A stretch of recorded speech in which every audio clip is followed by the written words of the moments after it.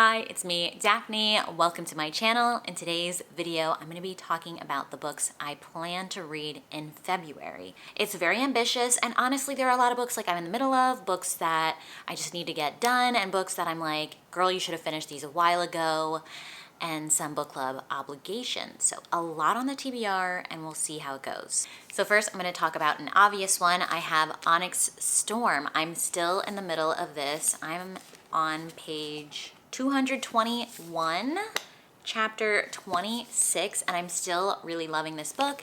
This is the third book in the Empyrean series. I don't know what she's calling it, but it's like the third book to Fourth Wing. And yeah, it's really fun. I know not everybody is loving it. And then some people are like devastated at the end, so I'm a little nervous about how that's gonna turn out for me. I am truly invested in the plot. I'm loving what's going on with Violet, the mystery, like trying to figure out this war and all this stuff. Loving it. I'm gonna continue that in Feb. And then another book that I'm in the middle of that I've been obsessed with all freaking day. I should have filmed this video hours ago, but I was too busy reading this book, and that's Lingus by Mariana Zapata. This is her first published work when I checked her website, and I've decided I want to read her whole backlist. So let's do it right and start from the beginning. Very excited about it. I am 41% of the way through this, and yeah, I've just been devouring it. So this story is about Catherine. We are only in her POV. We don't go back and forth between her and the love interest, who is this guy, Tristan. Tristan works in the porn industry, and Kat met him at a porn convention. She didn't realize he was like one of the stars until later, because she'd never seen his stuff before, and he just seemed like interested in her.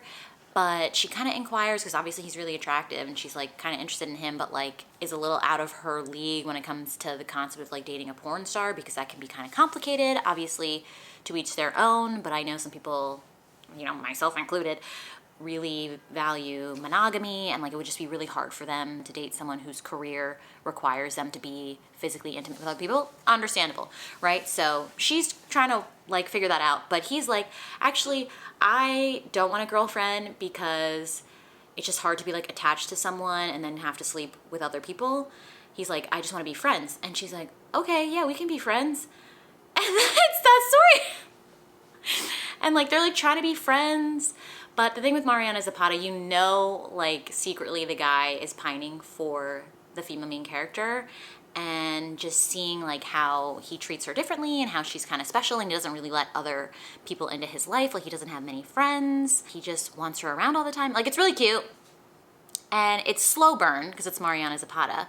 But I've realized today that the thing with Mariana Zapata and slow burns is that it's not slow for me. You know what I mean? Because the story is slow, I need to read it as fast as freaking possible. So I'm like obsessed. I'm like blowing through the story. I'm like, I need to get to the end today. You know what I mean? It's slow burn, but I have to read it super hyper speed fast.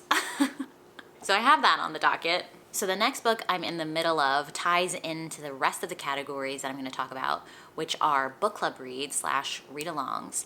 And that book is Red Rising. I'm reading this for Sam's Red Rising read-along. She's doing like all the books over however many there are. I think it's like 6 or 7. I'm the quasi co-host for the first book, Red Rising. We're going to be having a live show on Wednesday, February 5th. This is a sci-fi, I'd say it's kind of like a sci-fi fantasy, because there are sci-fis like Project Hail Mary where it's like heavily supposed to be realistic science, where this is like fantasy world, but instead of magicians and mages and stuff, it's like sci-fi, like in space vibes.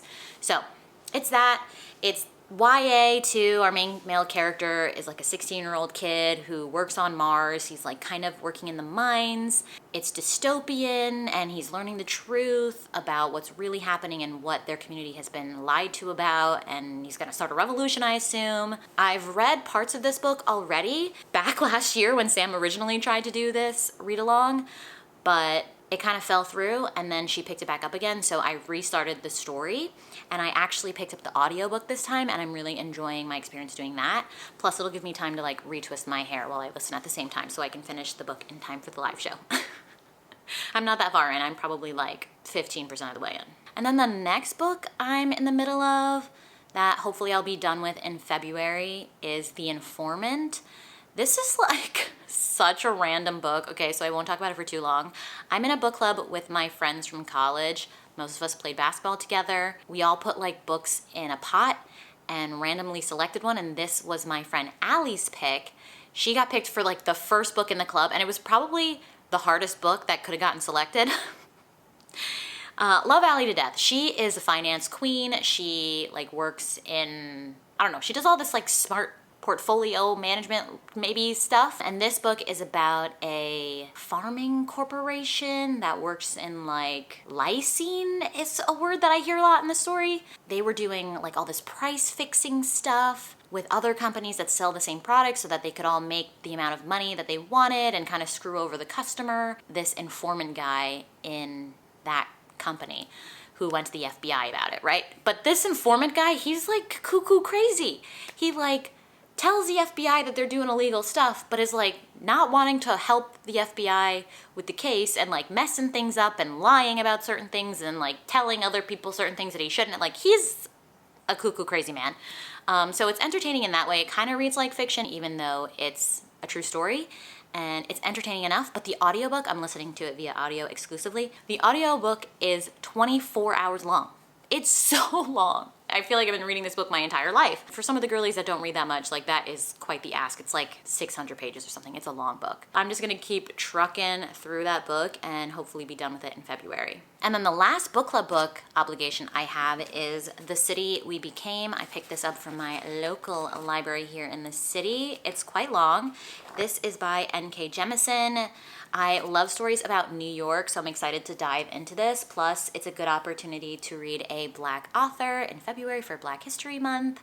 Love that. I've read N.K. Jemisin's books before with the 5th season, so intrigued to see how she does with this type of urban setting. And I'm just now noticing there's like a tentacle coming out of the water here under what I imagine is the Williamsburg Bridge. The only thing I know about this book is I'm pretty sure the boroughs of New York are personified and they become like people.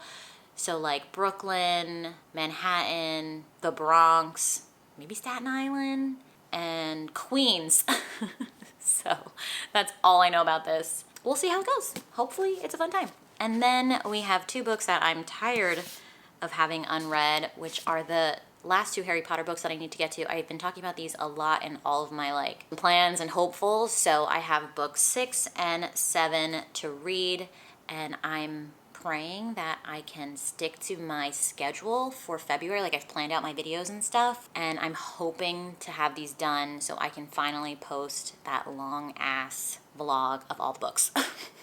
But we'll see. I mean, sometimes life happens, and these books are chunky, but I'm being optimistic. I'm giving myself a week to read each book towards the end of the month. I don't know. Pray for me, okay? It's a lot. Okay, so I'm just like thinking about my reading goals, right? So I have 3 physical books that I want to read for my goal, and I'm supposed to read 2 KU books. I have Lingus on there already, and then I have 2 more KU books that I'm interested in reading this month. The first one is Mating with the Mantis. Sam, my bestie, randomly mentioned that she wanted to read this, and I was like, I'll read it with you. It's very short, and I'm pretty sure I already know most of the plot because April and I think maybe Maggie read this together last year, and I watched April's spoiler review of it or something, and it was just like so ridiculous and silly. But I'll read it with my friend Sam because she likes the most ridiculous, smutty romances when she does read smut.